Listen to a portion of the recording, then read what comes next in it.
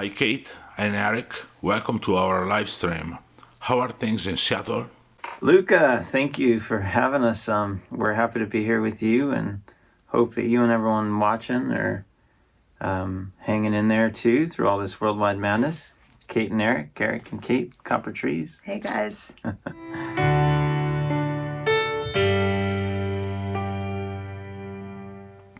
It is a difficult time for the whole world. How difficult is it to be an artist in a complicated moment like this? I mean, I think that there's some great things that have come out of this time for sure, like being able to really, take a deep dive into creating music and art. It's been a beautiful, creative time for the two of us, and, our band kind of grew out of this time, but it's also been really complicated and difficult. Yeah, there's no sort of substitution for being able to tour and gather in person and have that one-on-one exchange with people, but like Kate said, it did give us an opportunity to really dive deep in the studio and focus on this record, which we're just so excited to share with everybody. Right. You have recently formed the Copper Trees. How was this group born? We met and, kind of hung out here at the studio, and we started working on some of your initial songs. Mm-hmm. And I think we were having a meal out in the lounge, right? That's right. Yeah, all of a sudden it became very evident that this wasn't just, Eric producing a couple songs. That's what it started. I came here to work with him, but it was just the clearest. It just was like, we're doing this together. Yeah. I was 2 days in, maybe. We sat down. It was like, we're in a band. And it seemed very strange to say at the time, but it was just a feeling. It was like, we're doing this together. Yeah, the collaboration just kind of like went from 0 to 1,000. It was, I remember like doing Eyes and just sitting behind the piano, and then we just kept layering and did that one vocal take, and it was like, oh, we're kind of a band. We're doing this. So we jumped right in. Yeah. I've heard Eyes, and it's very great. It reminds me of some amazing Velvet Underground songs. What are your sources of inspiration and the artists you love the most? Eyes is our first single that we have out now, and you wanted to know a bit more about, inspirations that we have musically or around our vibe. Yeah, I mean, I think both Kate and I are just like we have this deep bond on just unfiltered and momentary inspiration, and that really informed the song. We cut it in like just one take vocally. I know, we had our mics. Eric, this is I really made the song, go to the next level. He decided that we should set up the mics right across from each other, and we looked each other in the eye, one take, sang it together, and it was, very intentional. That's the thing, we try and keep everything stripped down. Yeah, we both share those creative values where it's like, if you're taking a Polaroid, you got one shot. If you're painting something, like, you got to be very intentional about your stroke, or even if you're chaotic, like, it's momentary. Yeah. So that, I think, is reflected in Eyes, and then vice versa, like the listener gets to do that same thing when they're absorbing it. Totally. Come over here next to me. I see your heart, know it from my dreams. Don't be afraid.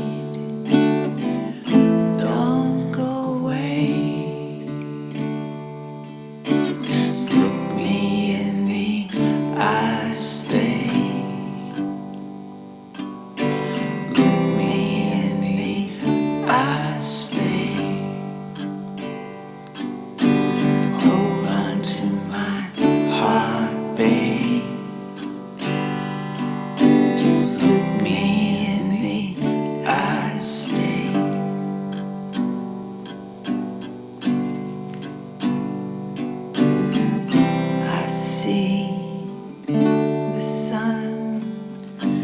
reflected in your eyes. Let it in. Look me in the eyes, stay. Look me in the eyes, stay. Hold on to my heartbeat. Oh, look me in the eyes, stay.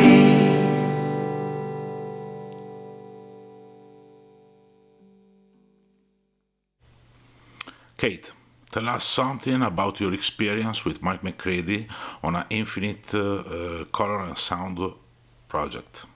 I'd just say that, it was a beautiful, playful, fun year of, making art and music and collaborating on kind of whatever whatever mood struck us, between mannequins or, building sculptures on the beach or taking guitars into the water. It was just, when I think about that experience, it's, about great exploration and creativity, and, it's just been an amazing journey that has led me to where I am now in the studio with Eric. So I'm very grateful for my time with him, and he's a joy to work with. Absolutely. Mike's pretty incredible. Eric, tell us about the London Bridge studio. What prompted you to buy it? Well, I guess it just has always sort of been calling me since I was very, very young.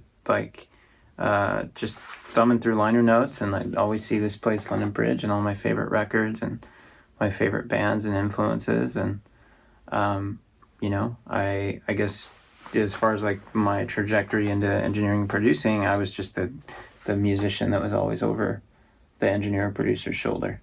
And yeah, always. And what's that do? What's this do? Can I move this button? Don't touch that. Touch it. Don't touch it. Yeah. I had a studio in Los Angeles for a little bit. I kind of was the musician that was always, everyone was always sort of asking if I could help them tweak their thing. So that kind of led me engineering, producing, and then London Bridge. Seattle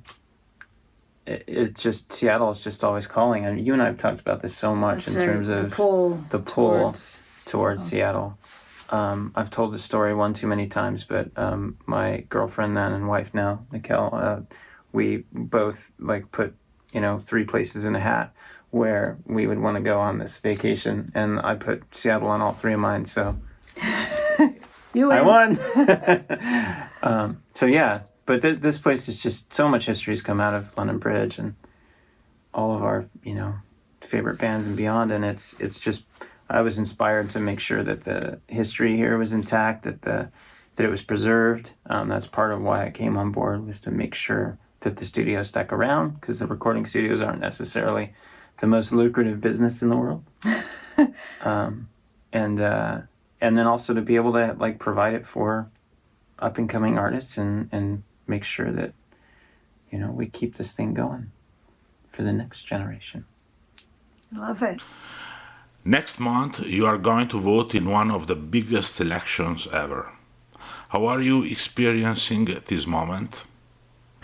Our political climate and the upcoming election, and my mindset is just vote. And what do you think, Eric? Exactly. Yeah, just please vote. You have a voice.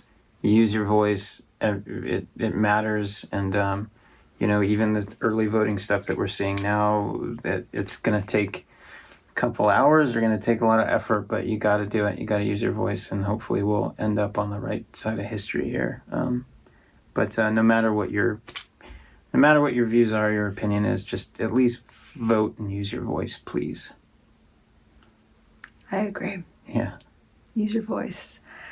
It was a real pleasure to talk with you. Can't wait to listen your debut album. We're really grateful that you took the time to send us such great questions, and it was really fun making a couple videos for you and giving you a tour. Yeah. and we can't wait to get on the other side of this thing so that we can actually hang in person in Italy with you and everybody watching. Thank you all so much. We got a lot of music to share with you very, very soon. Yeah, so stay tuned, and until then, Yeah, be safe, be well. bye. Bye. Does it really matter what they say? Does it really matter anyway? None of them, none of us were made to stay.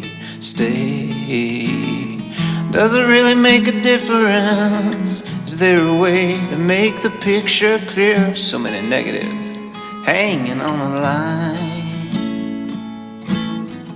All the times in our lives when we can't find the words. Maybe this time, maybe this time.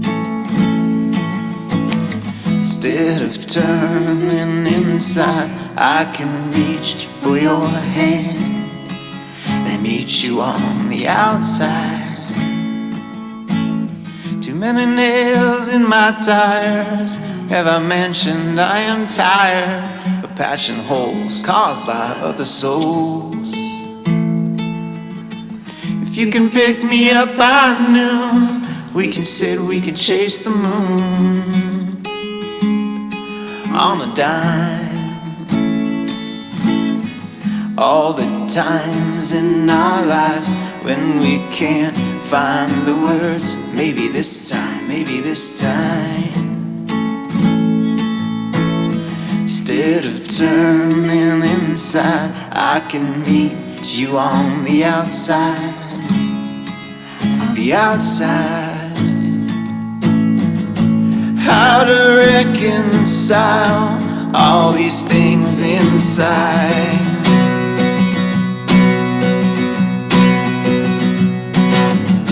All the pieces broken down.